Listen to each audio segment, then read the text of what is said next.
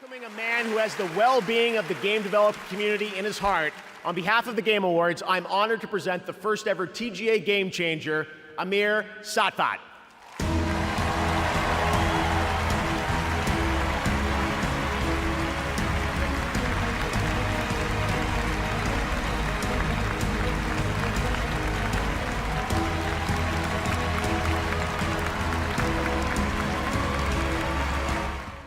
Hey guys, Mizuki here. Gather around.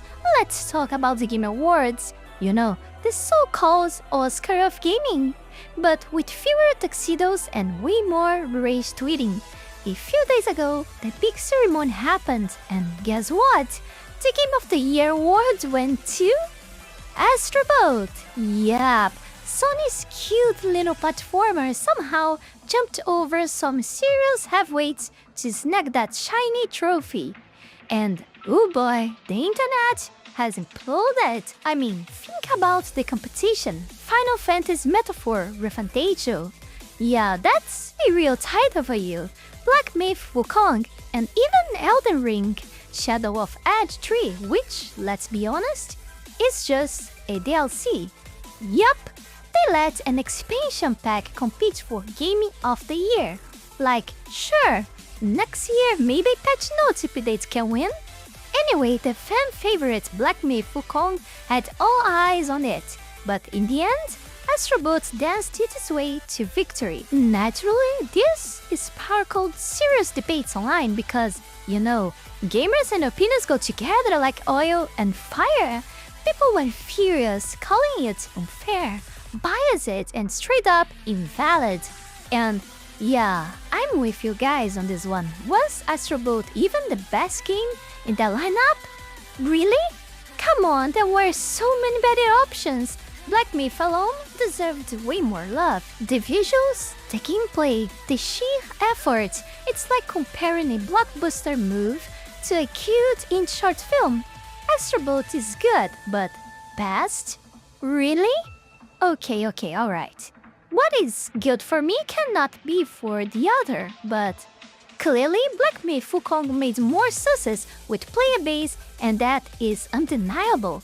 Okay, and then things escalated because the CEO of Game Science, the studio behind Black Myth, decided he wasn't done.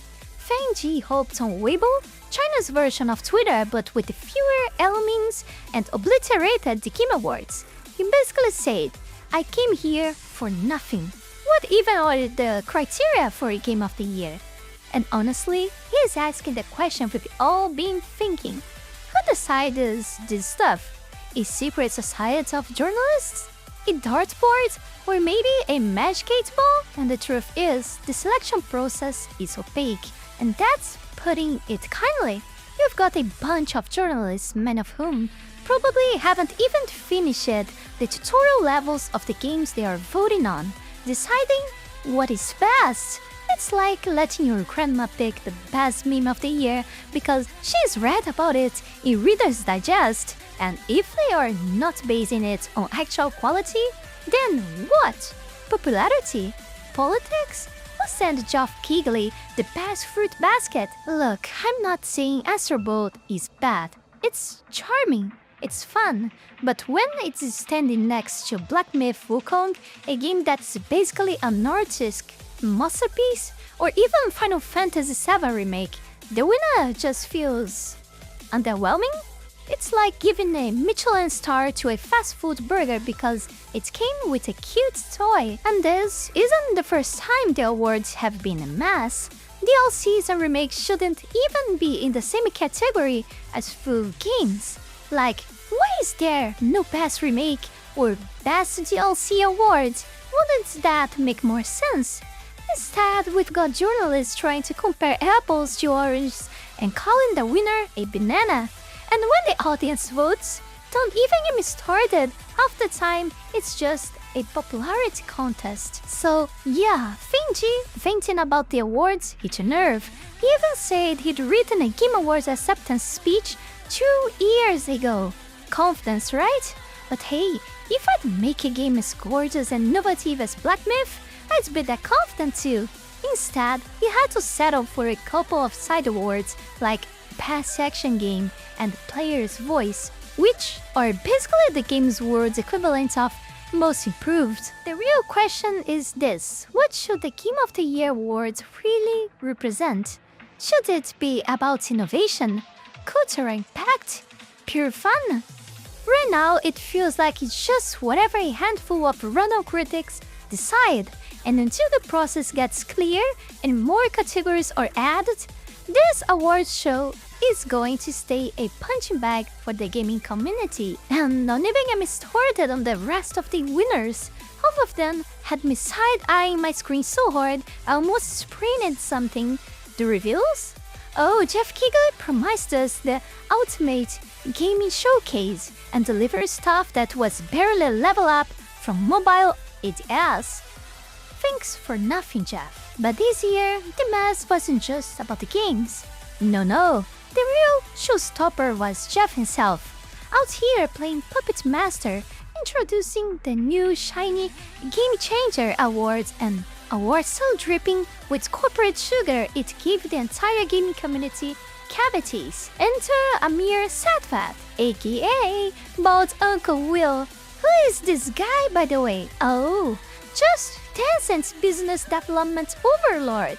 Yeah, that Tencent, the one holding game studios like they are going out of style. But here's where it gets cheesy. Jeff rules out Amir as this humble dude from small town Connecticut. The tragic backstory, the he pulled himself up by his bootstraps narrative.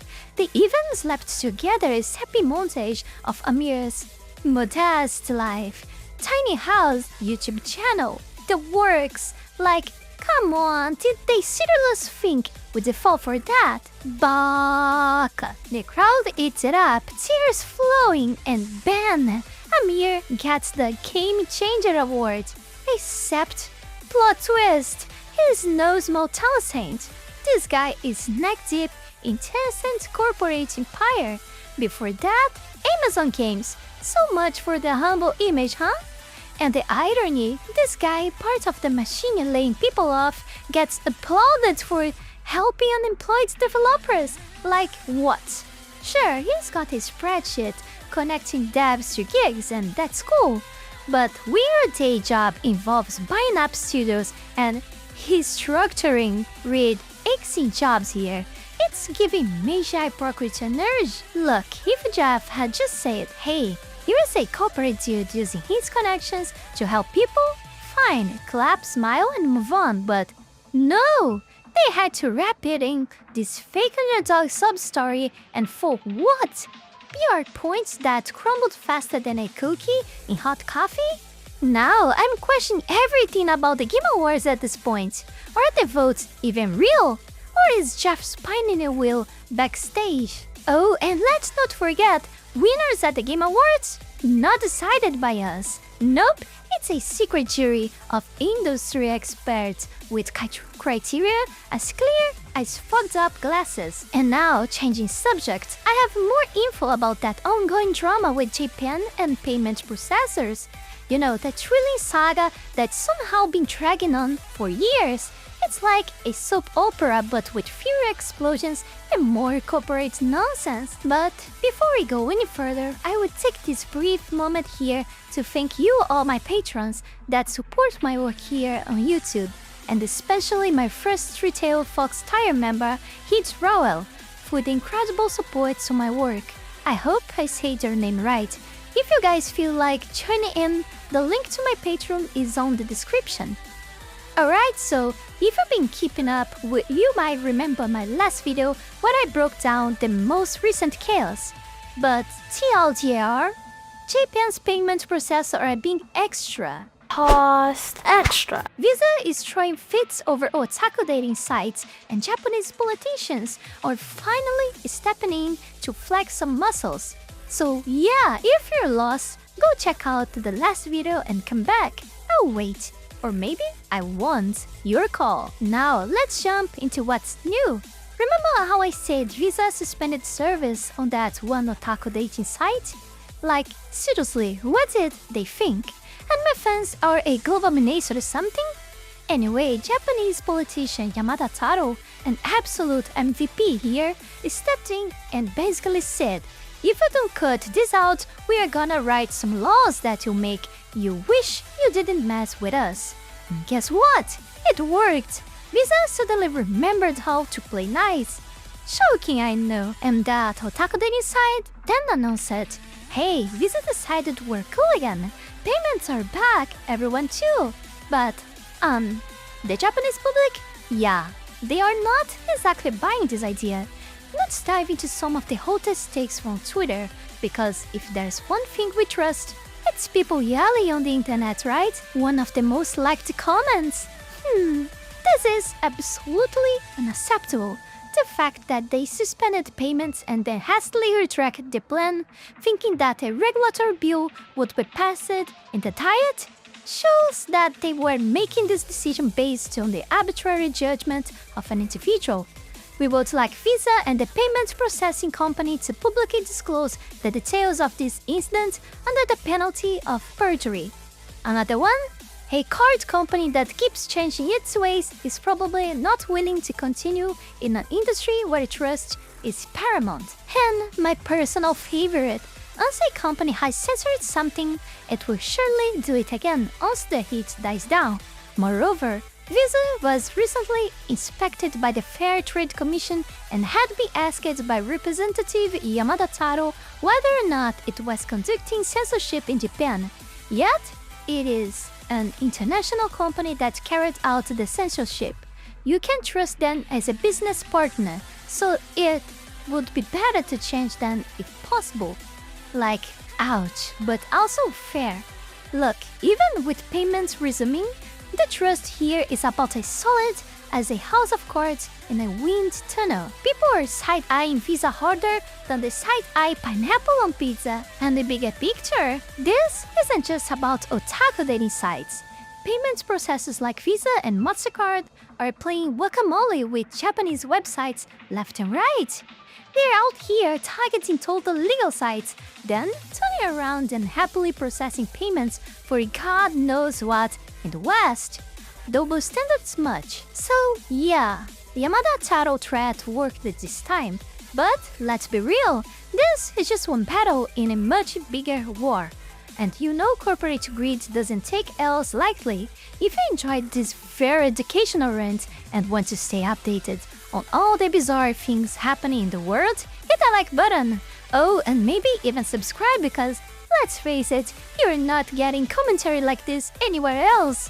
Then I'm a terrible liar, you probably will. Alright, I will see you in the next one and in the comment section as always. Bye-bye!